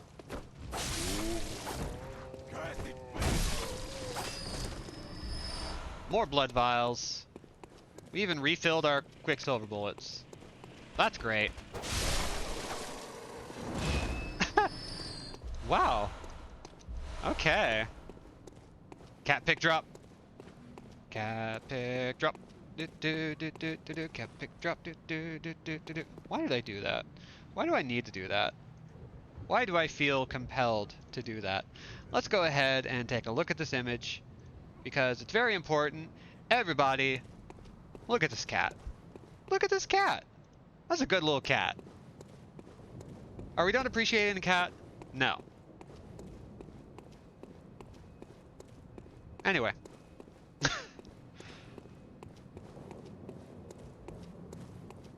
Love to look at a cat. Oh gosh. Another cat? What? Another cat. Look at the cat. Appreciate the cat. Okay. I have too much power as a streamer.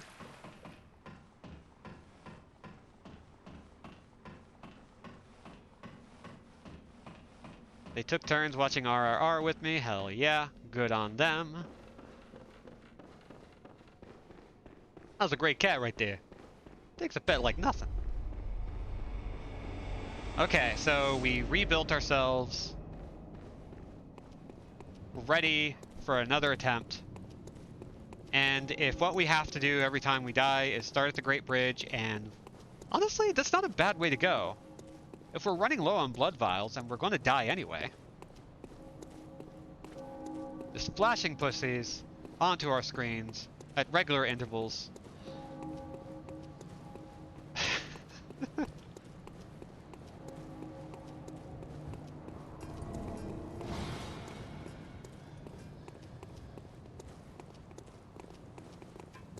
I'm better on Twitch than I am on YouTube because I would get demonetized so quick on YouTube.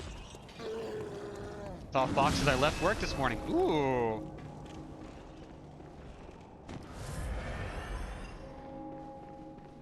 I have yet to see a fox in the wild. I've seen some good stuff in the wild. I have been close to deers and even petted a deers.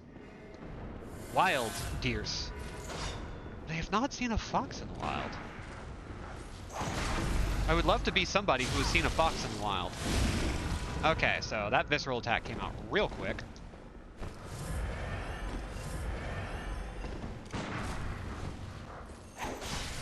You ass.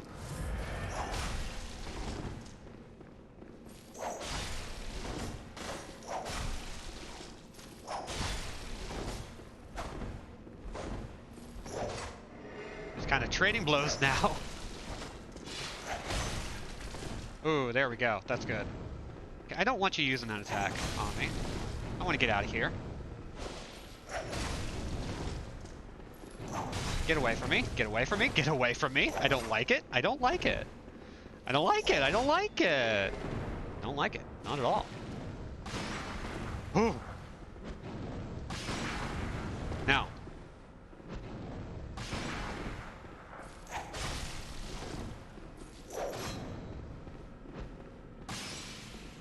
Screw you, man.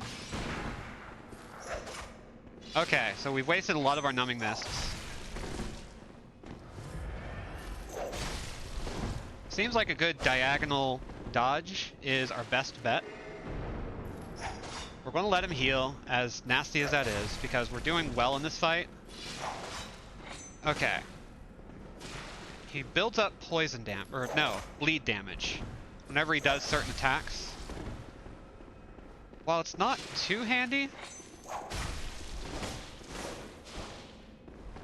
Yeah, he builds up bleeding damage with certain attack strings.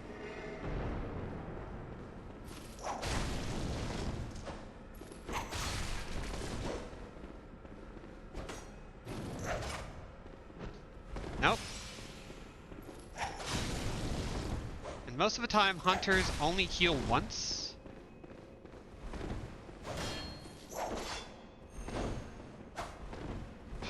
Okay, come on. What you gonna do? Give him a little whap.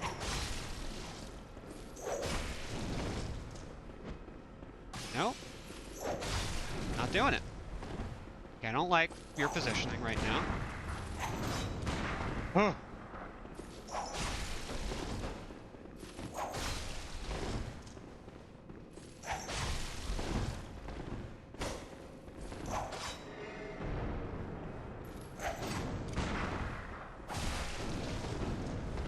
Don't like your position there. My hands are getting shaky. Camera wants to fuck with me. Don't love that. He's low on health, but we need to not get pushy. Don't tempt things just because things are going well.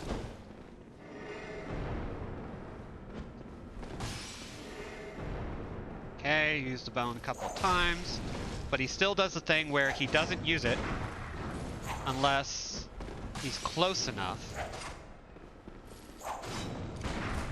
Oh, he got us with that.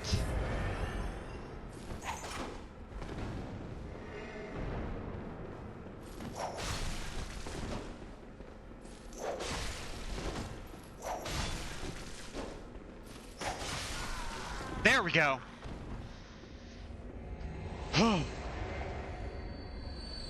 Christ. That is the toughest fight so far in this game. Did we pick up our blood echoes? Yes. Okay. Let's go and talk to Eileen. Tell her we finally did the thing that she couldn't do. And tell her it's okay to ask for help. Hey, baby. How you doing? Don't you ever listen to your elders? Oh, not even for a second. You good? No matter. You did save my life. Mm-hmm. I don't seem to be apt for this life anymore. My glory days were long ago now.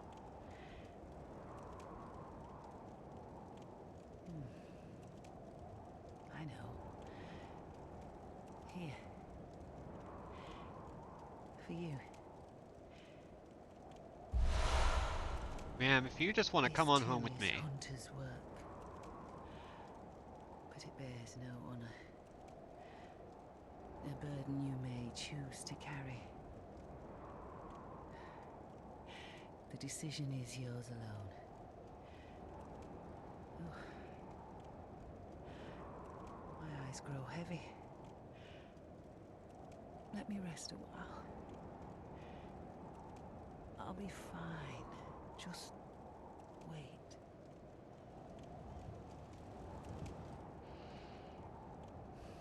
She's still alive.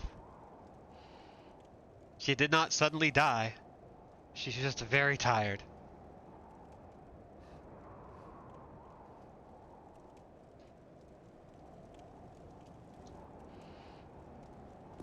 You know, it's so strange how the Souls-likes have surprisingly decent voice acting that is just perfect for the mood they're trying to strike.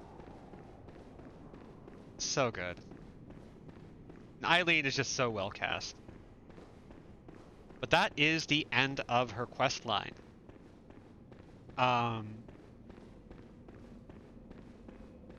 And with that done,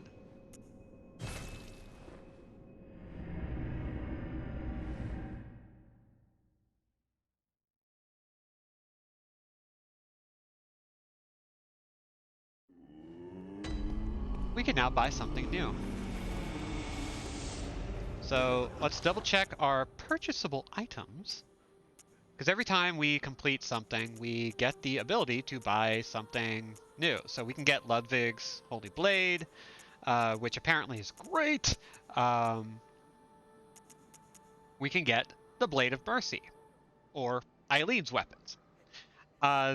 This is one of two weapons that eventually has a scaling of S rank for skill. If you look at attribute bonus in the middle panel at the bottom, that attribute bonus basically dictates how much more damage you can do based on how many points you have in that specific stat. And it can go all the way to S. I'm going to buy it. We got a couple of weapons that we're building up a little bit at a time. But that is the last thing we are going to do in any serious capacity today. Because holy cow, this game is so freaking hard right now. I'm going to see how high up this goes. Now it's already got a scale of A on skill, which means it's already getting close to being competitive with our threaded cane. Our threaded cane still has a better physical attack, and right now its scaling is working a lot better for it. And eventually we can level up the Chikage once we get more bloodstone chunks. But for now,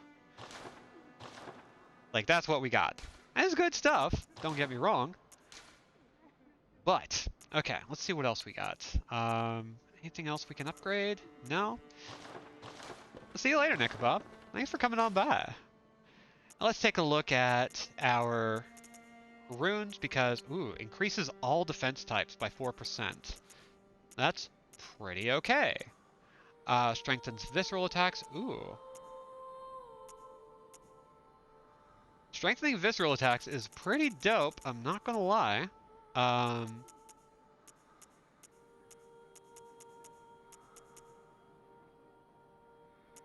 Sign of a Hunter of Hunters.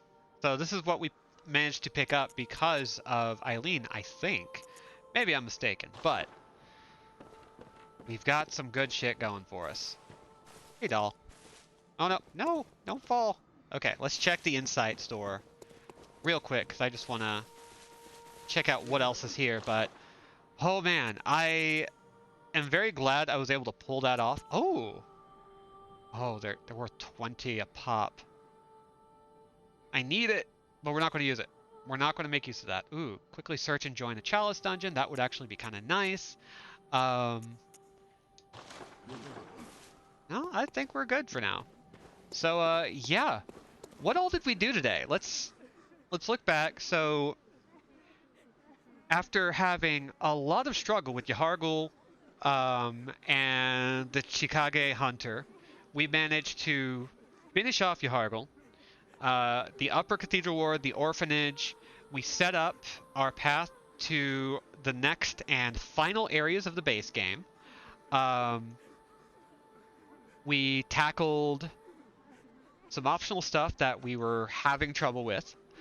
And we, off-screen, grinded a hell of a lot. So we are actually ready, in a sense, for the Old Hunters DLC, which we might not start next time, but we might be starting by Tuesday if the next couple of sections go well. We are stopping the base game content literally at the moment before we move on to the point of no return. So, hey, fucked up like 3 or 4 ugly nasties and 1 really rude douche. Yeah, what were the bosses we fought? We fought the 1 Reborn at Yahargul. Then we fought Ebrietas and the Celestial Emissary at the Orphanage. And then the Chikage Hunter. That's 4 bosses. That's really good progress. Like, that is insanely good progress considering how poorly we were doing last time.